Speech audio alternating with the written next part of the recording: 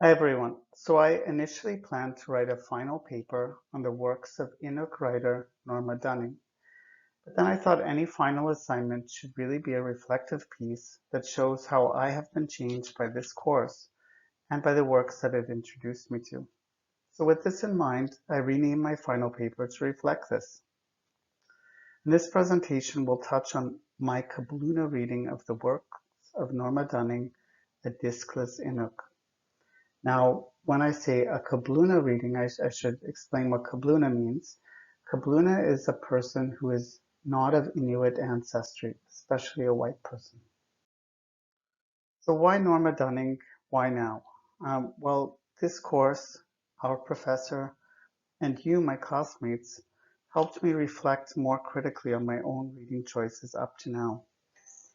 And as someone who had always had an interest in the North without ever actually having been there, I realized in this course just how superficial and shallow my interest had been. I may have followed success stories like the separation of Nunavut from Northwest Territories or the release of a film like Atanarjuat, but I had never read a single work by an Inuk writer. I'm deeply ashamed to admit this to you now. And this course has taught me about addressing this imbalance and also about working to right wrongs, about making space for stories, for other stories, and about seeking out those stories in a meaningful way. So inspired by this, I sought out an Inuk writer to explore for my final paper, to address this imbalance in my reading. And Norma Dunning stood out to me as I researched possible writers. And perhaps it was because of the fact that she, like me, had embarked on a university degree at the age of 50. Or perhaps it was because her writing had been kept to herself for so long, for so many years, that it made reading it all the more important now. So when Norma Dunning refers to herself as a discless, standalone Inuk, she's laying claim to her identity as an Inuk, despite her lacking the expected trappings of Inukness. So she writes about the struggles of being recognized as an Inuk by other Inuk, and she writes of the reasons why she lacks this Eskimo identification tag that was issued to most Inuk her age and older.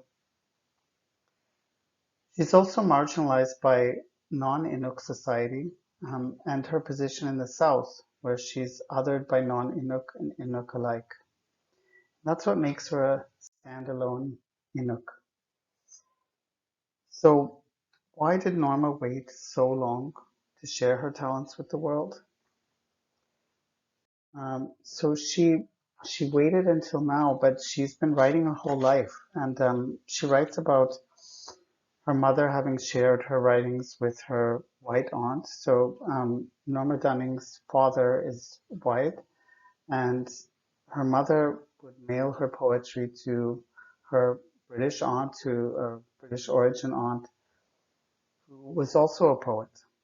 And she writes about one summer when they were visiting that side of the family, the aunt reading her work to her, and that's when she realized her mother had shared her work with someone else.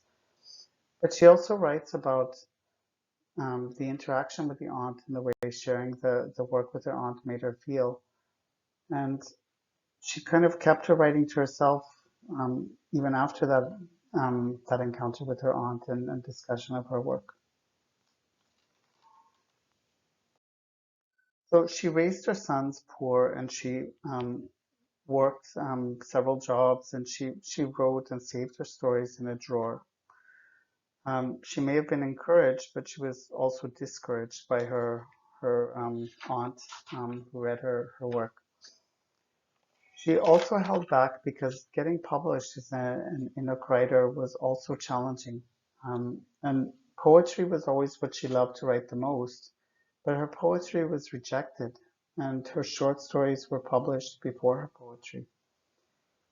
She writes about her experiences taking poetry classes with a non-Inuk woman teacher who, despite the teachers being a racialized woman of color, the teacher showed no interest in Dunning's culture or belief in her abilities.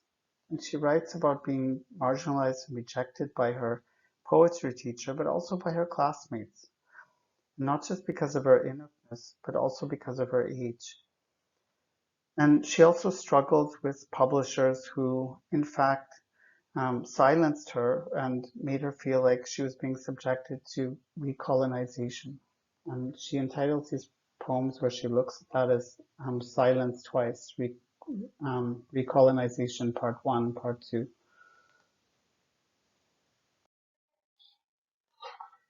So when her poetry is at last published, what a debut it is. And she tackles really powerful issues that have been affecting Inuit in the North as well as in the South, but also she in particular explores the double standards of expecting Indigenous people to prove their identity in a way that non-Indigenous people do not need to.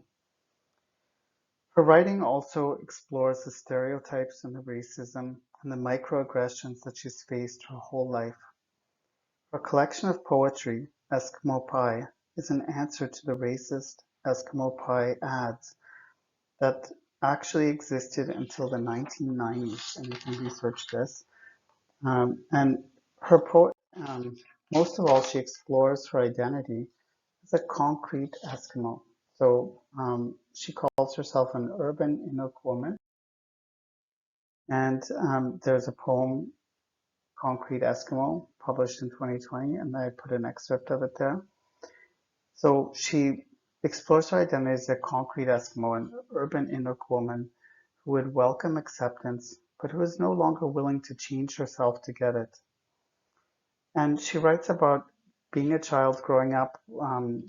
Her Inuk mother told her to tell her classmates that she was French. And as a mother raising her children in poverty, she didn't want to burden them with an additional stigma or label. So she did what her mother did, and she told her children not to identify as Inuk. But then when they finished high school, she had them registered as beneficiaries of Nunavut. And she refers to this Nunavut identity card that she got for her children as her parting gift to them.